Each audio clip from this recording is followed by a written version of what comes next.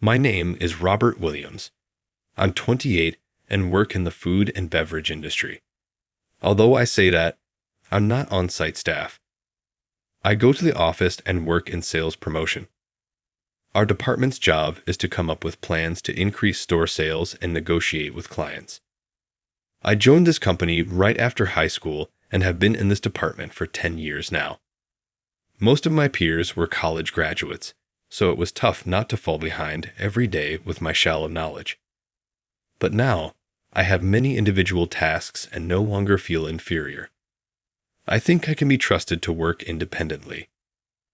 I always arrive at the company 30 minutes early to start work smoothly.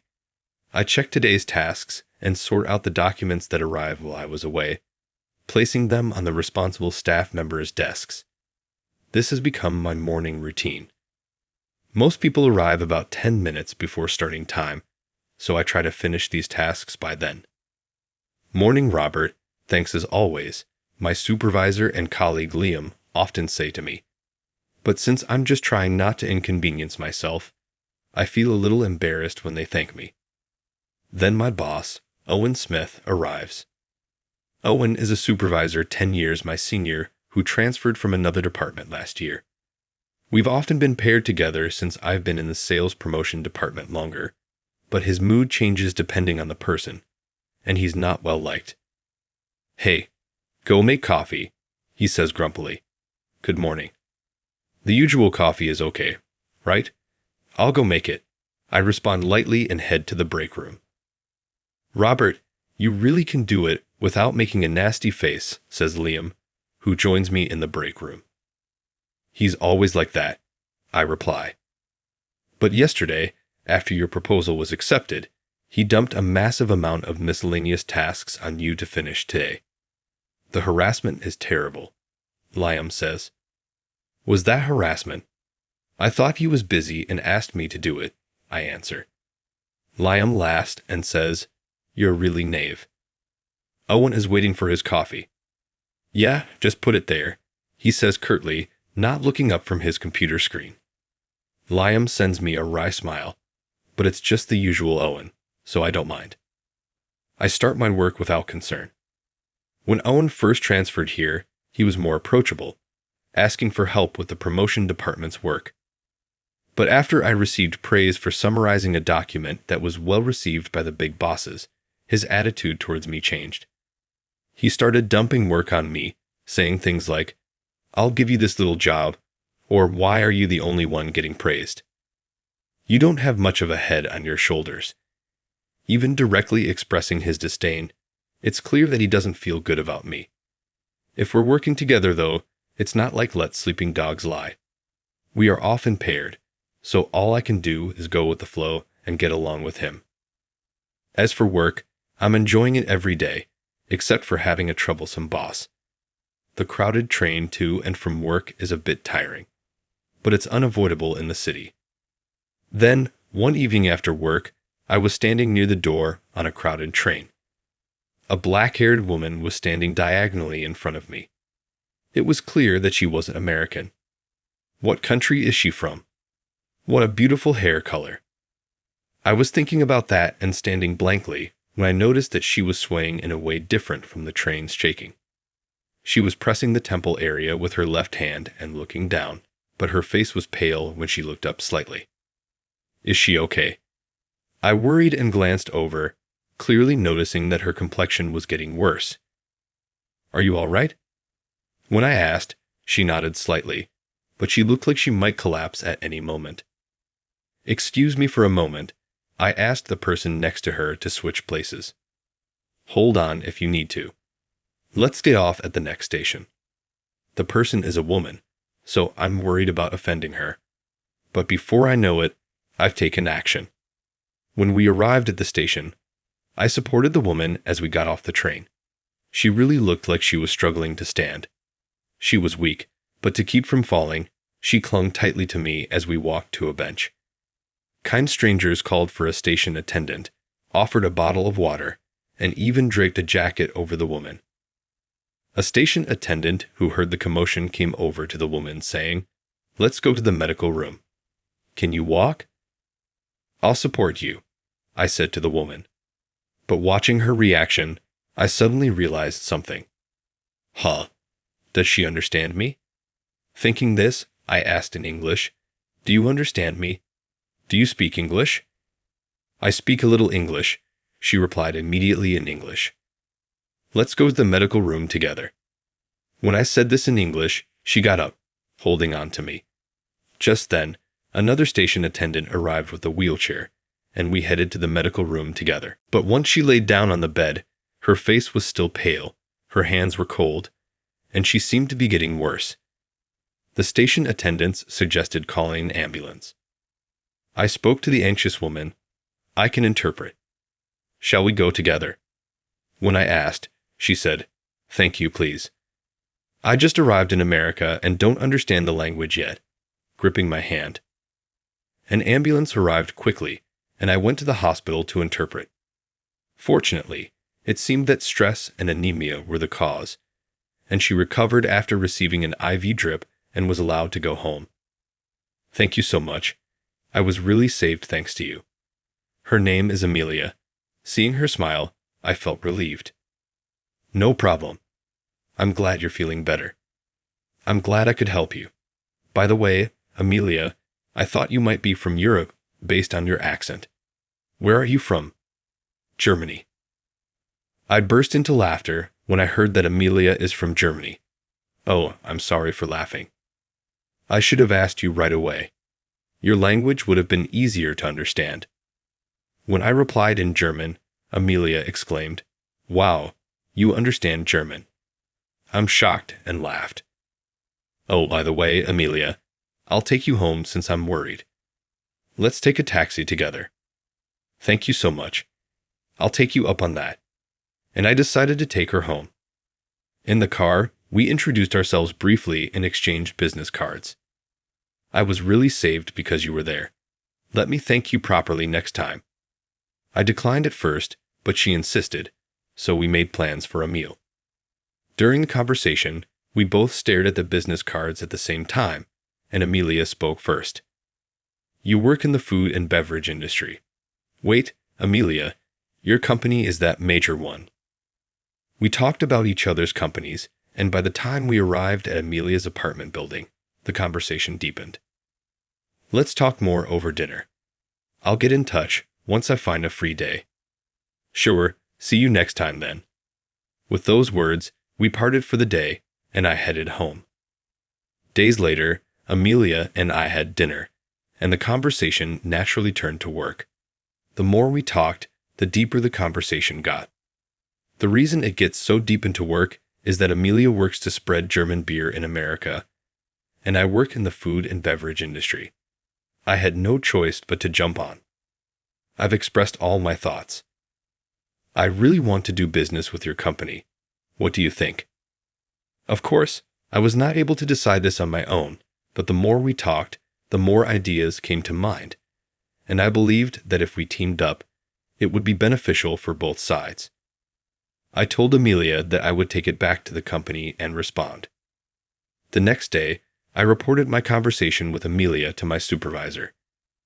I briefly explained how I met Amelia and then explained the subject of German beer. My supervisor seemed very impressed and said, "Sounds good, Robert. Give it a try." I conveyed this to Amelia and further discussed it, prepared documents, and submitted them. Soon, instructions came from the higher-ups to proceed, as it was a rather big deal. The company united to ensure the deal was successful, and a project team was formed. Since I had been advancing the discussion with Amelia, I was appointed as a team leader. This was my first time leading such a large deal, but with the support of my boss and colleagues, I began the exchange with Amelia. However, something unexpected happened midway. In the midst of the company's excitement about this large deal, there was only one person who was dissatisfied. It was my boss, Owen. "How far have you come? Are you really up to this? You can't handle such a big deal with just a high school diploma. Lend me a graduate from a national university. I'll take over as leader. Give it to me," he said. He then took the documents from my hand and went straight to the supervisor to negotiate.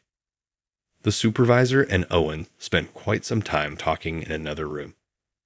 When the supervisor returned to the department, he seemed a bit worn out. "I'll take care of it, so be prepared," Owen told me cheerfully, and then headed off to negotiate with Amelia's company. "I'm really sorry, Robert. It was your project after all. Thank you for bringing it this far," the supervisor said, patting me on the shoulder, and went to tell the project team that I had been removed.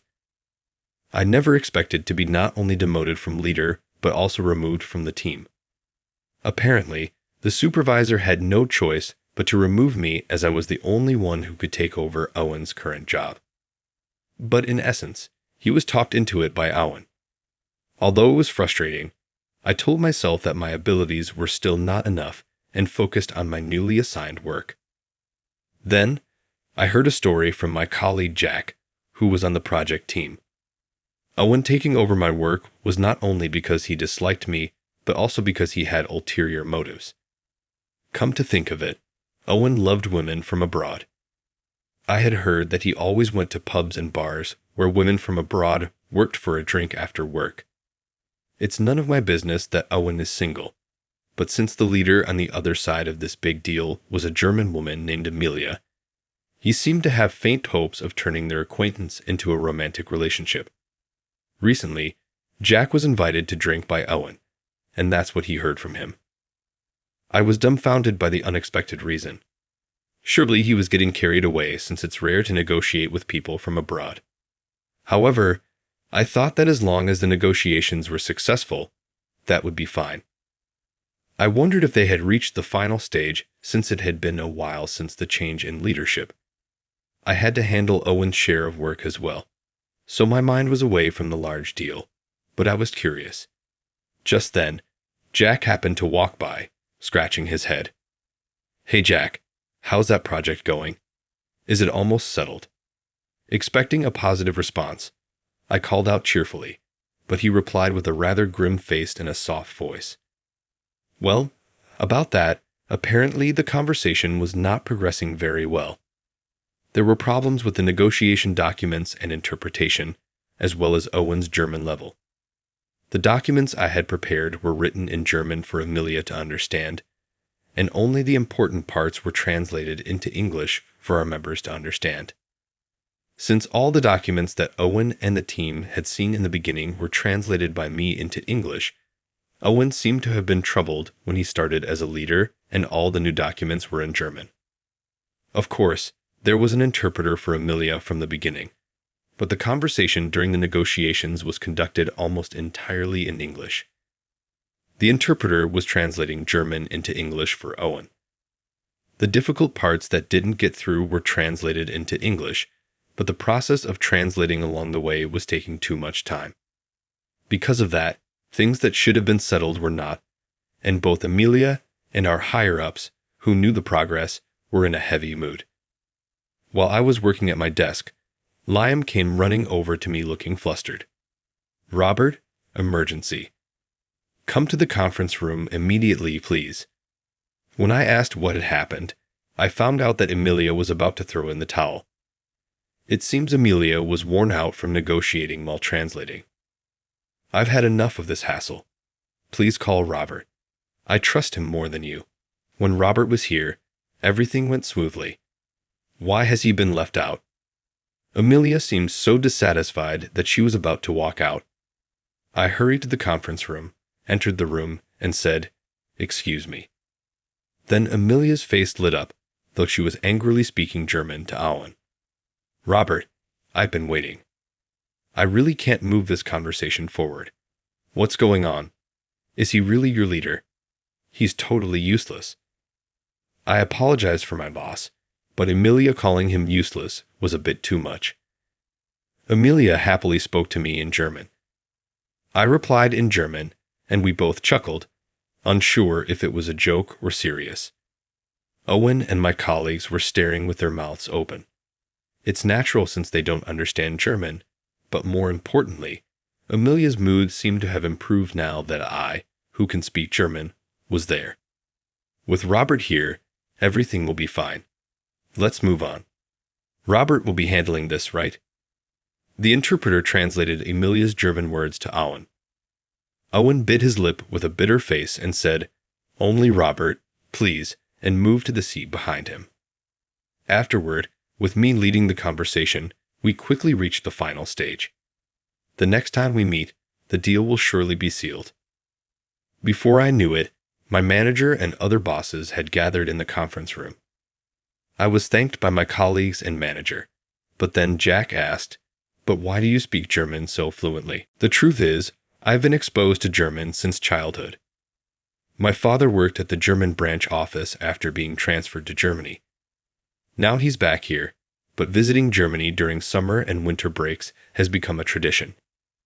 I naturally became interested in German, able to speak simple phrases. Growing up close to Germany, I wanted to study more, so I went to an international high school with a German language department. I considered moving to Germany after college, but even though my father worked abroad, we weren't a wealthy family. Thinking about the expenses for my siblings, I decided to support myself and, against my parents' wishes, gave up on college and chose to work. Everyone seemed to understand when I explained that really having Robert was a lifesaver. "Thank you." I was thanked again, but my manager turned to Owen, who was looking down at the back. "Owen, how were you going to move the conversation forward without understanding German?" The manager seemed somewhat befuddled. "Well, I heard there was an interpreter," Owen mumbled. "The client only speaks German." "Tell us in advance. We didn't even know the documents were all in German." Owen turned to me. "I told you she was German, so I thought you'd understand." Someone chuckled at that. Upon hearing that, Owen clicked his tongue and left the room, looking frustrated. A few months later, the collaboration between German beer and the restaurant was a huge success. The response was greater than expected. Both Amelia's company and ours made substantial sales in celebration. Today, Amelia and I are dining at a fancy restaurant. We were truly meant to meet. Who would have thought it would lead to this from a chance encounter on a train? We laughed and sipped our wine. We've actually been dating for a while now. After she confessed her feelings to me, I was surprised but had feelings for her too, so we started dating. On the way home from the state, we bumped into Owen, Robert, and Amelia. "What are you two doing?" Amelia's arm whined with mine. Owen was speechless. We're dating now."